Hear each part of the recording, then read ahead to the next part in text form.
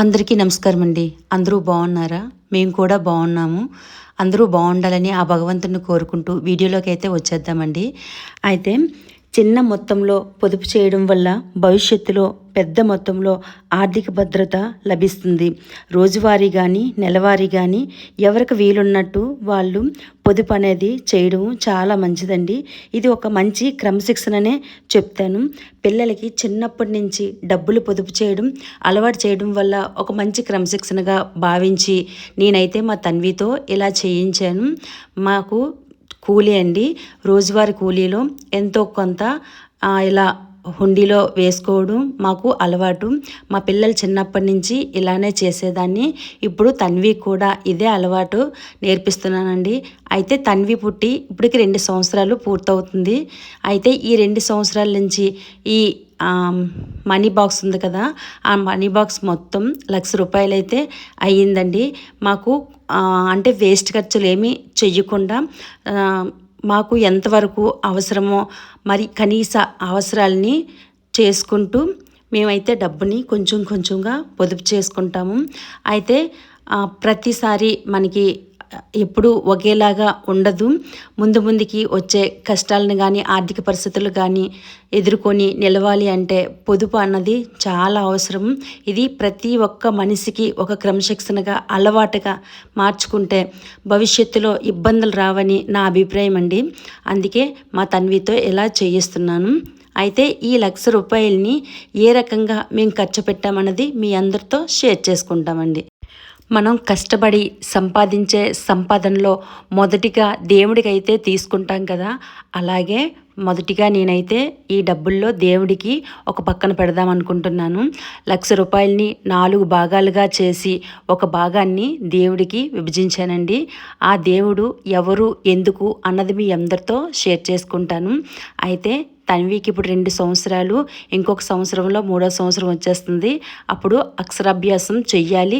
తన్వి చదువుల కోసం డబ్బు అనేది అవసరం ఉంటుంది కాబట్టి ఇప్పటి నుంచి నేను మొదటిగా ఈ ₹1,00,000లో 25,000 అయితే తీసి పక్కన పెట్టాను చదువు కోసం అనేసి.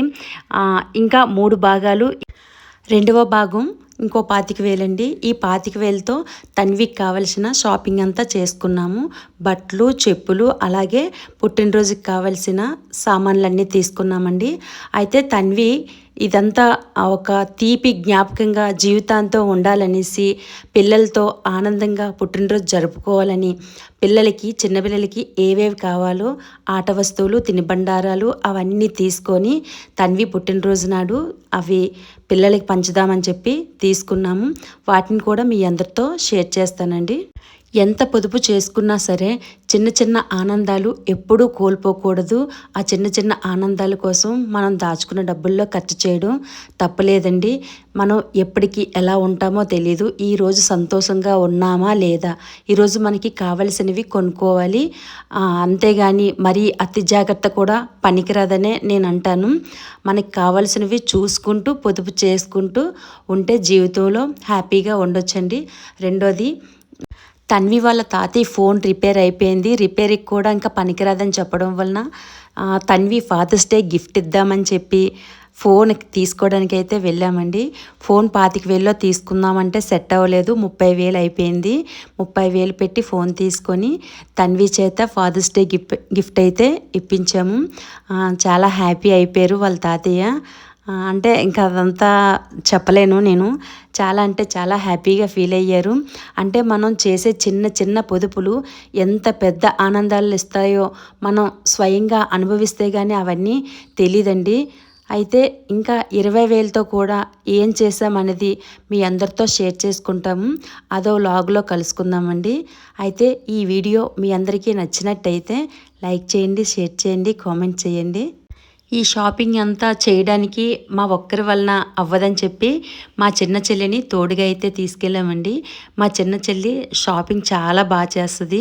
గుడ్ సెలెక్షన్, అన్నీ బాగా తెలుసుకుంటుంది, మంచిగా బేరం ఆడుతుంది, మా చెల్లితో వెళ్తే నాకు అస్సలు ఎక్కడ ఏ రకంగా అలసట అనేదే ఉండదు. నన్ను కూర్చోబెట్టి ప్రతి పని చేసేస్తుంది. నాకైతే అది చాలా హ్యాపీ అనిపిస్తుంది. అసలు ఏ పని చేసినా సరే నేను మా చెల్లికి మా సిస్టర్కి చెప్పకుండా ఏది నేను చెయ్యలేను కూడా. తన హెల్ప్తోనే ప్రతి పని చేస్తాను. అందుకని నాకు ఏ పని చేసినా సరే అలసట ఉండదు. తనతో ఉండడం వల్ల నాకు చాలా ఆనందాన్ని అయితే ఇస్తుంది. ఎక్కడ శ్రమ లేకుండా అలానే బోర్ కొట్టకుండా చాలా మంచిగా చేసి నన్ను చాలా మంచిగా చూసుకుంటుంది. టైంకి ఫుడ్ పెట్టడం అన్నీ చేసి మా చెల్లితో అయితే హ్యాపీగా షాపింగ్ అయితే చేసుకున్నాము. ఇంకా పుట్టినరోజు వేడుకలు సిద్ధం చేసుకుందామని ఇవన్నిటిని ఇంటికి తీసుకొచ్చేసి వాటిని కూడా మీ అందరితో షేర్ చేసుకుంటాను. అంటే పిల్లలకి ఏవేమి కొన్నాము, ఏవేవి ఇస్తున్నాము, వాళ్ళ హ్యాపీనెస్ ఎలా ఉన్నది మీ అందరితో షేర్ చేసుకుంటామండి. లక్షలో 20,000 మిగిలాయి కదా, ఆ 20,000 కూడా ఏ రకంగా ఖర్చు పెట్టామన్నది మీ అందరితో షేర్ చేసుకుంటాము. ఈ ₹1,00,000 ఎన్ని రోజులు కూడబెట్టామన్నది మీ అందరికీ డౌట్ కదండి. ఈ ₹1,00,000 మాకు కూడబెట్టడానికి 2 సంవత్సరాలు పట్టింది.